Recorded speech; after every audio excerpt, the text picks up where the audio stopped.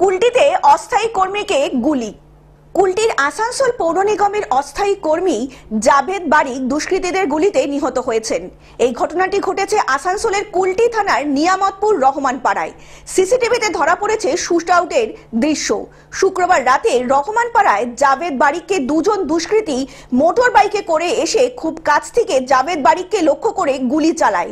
খবর পেয়ে ঘটনাস্থলে কুলটি থানার নিয়ামতপুর ফাঁড়ির পুলিশ পৌঁছায় এবং গুলিবিদ্ধ অবস্থায় জাভেদ বারিককে আসানসোল জেলা হাসপাতালে নিয়ে গেলে চিকিৎসকরা তাকে মৃত বলে ঘোষণা করেন। অন্যদিকে সিসিটিভি ফুটেজ থেকে ঘটনার তদন্তে নেমেছে পুলিশ।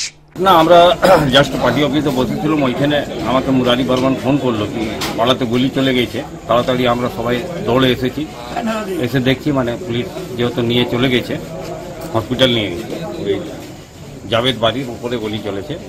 জাভেদ বাড়ি আমাদের বেলডি স্কুলের টিচার সৈয়দ আব্দুল বাড়ির ছেলে, খুবই ভালো ছেলে।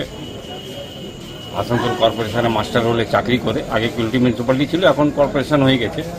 মাস্টার রোলে চাকরি করে ছেলেটা তো ভালোই ছেলে। এবারে যেহেতু আমরা দেখেছি হঠাৎ মানে শুনলাম খবর শুনে সবার পাড়ার লোক জড়ো হয়ে গেছে। ওরা কি বাইকে ছিল বলছে? ওরা বাইকে ছিল। আসানসোল থেকে সৌমিত্র গাঙ্গুলির রিপোর্ট, গ্লোব নিউজ। এখন থেকে গ্লোব টিভি দেখুন আপনার স্মার্টফোনেও। গুগল প্লে স্টোর অথবা অ্যাপল স্টোর থেকে ডাউনলোড করুন গ্লোব টিভি লাইভ অ্যাপ। এছাড়া জিও টিভি অ্যাপ থেকে দেখুন গ্লোব টিভি লাইভ।